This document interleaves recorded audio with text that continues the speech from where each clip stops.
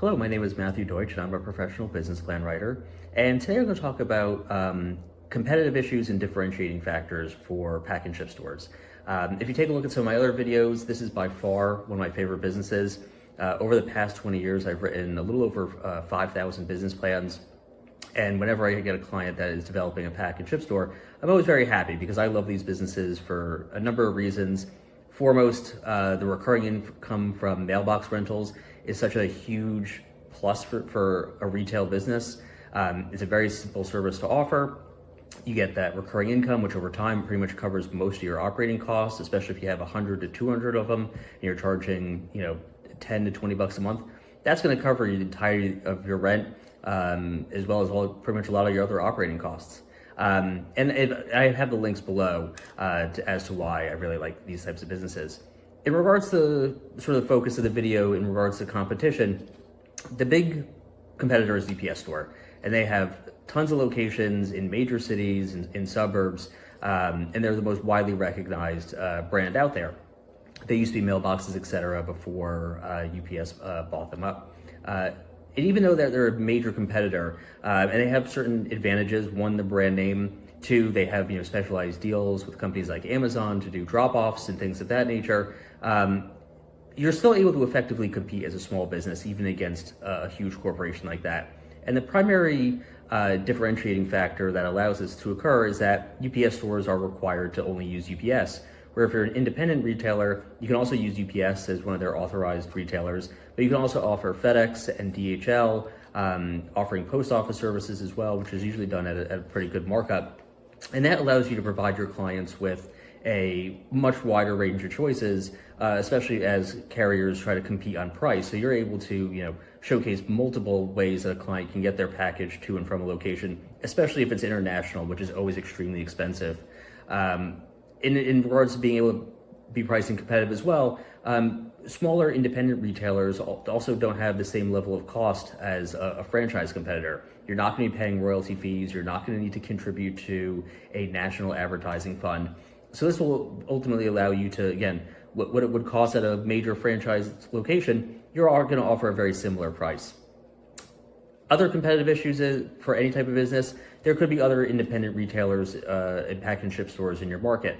But this is why I always stress having a very well-written business plan done, is because that way you can ultimately see whether or not the specific market you're operating in is appropriate to start a new one. If you're in a more rural area or a less densely populated suburban area and there are already a number of pack and ship stores in place, you may want to, after a thorough analysis, may want to try to find a different market that doesn't have that same level of competition.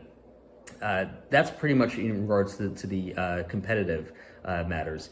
In regards to differentiating factor, which ties in with the competition, I've seen a number of strategies that very smart entrepreneurs have done in the pack and ship space.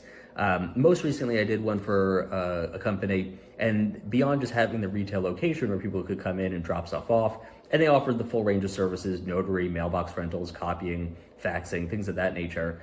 They also had a van that was basically like a mobile version of the store, where they would actually go to people's homes, pack the product right in front of them, issue the shipping label, and then take it back to the store to be sent. I've seen that, and that was an incredibly successful way that they were able to boost their revenue and also expand their operating range. They weren't just limited to the store and people driving there, but they were willing to go a further distance in order to get that engagement, especially when packaging is required, because that's such a high margin revenue center for any pack and ship store. The profit on packaging, especially if it's fragile, is enormous. Another major way that I've seen companies have a good differentiating factor is by having a certain specialty. One of the clients I worked with, beyond just providing standard pack and ship services, they had a whole unique sort of sub-segment of their business where they focused on dealing with very high value items. They had a number of clients that were art galleries that were shipping very valuable paintings and sculptures that required crate-based shipping, which comes at an enormous cost to do that, which in turn provides a huge profit for the pack and ship store. Also, in terms of the insurance, they were dealing with valuable items that often exceeded $100,000, such as pianos that needed to be shipped across state lines further away. They made, beyond just the standard pack and ship stores, they had a number of relationships with logistics companies that specialized in handling high value freight. So that was another way that they were able to effectively differentiate their business by not just providing sort of the standard services, but also engaging in something that's highly a niche service that isn't commonly offered by any other type of pack and ship store. In regards to other competitive matters, or I should say dealing with your competitors, having a wide-ranging marketing plan is also important. In the video I have actually linked below, there is a video that discusses the number of marketing strategies that can be used to create a substantial amount of visibility for your business. And that's essentially it. This was just a short discussion.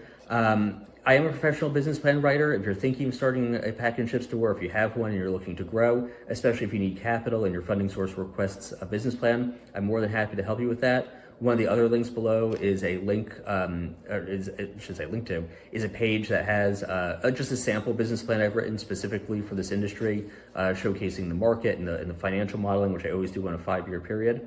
The name of my business is Deutsch & Thomas. We're actually undergoing a rebranding right now to be called Human Intelligence Business Plans. Feel free to take a look at the website. If you have any questions, feel free to reach us at any time. Consultations are always completely free. And thank you very much for taking a look. Take care.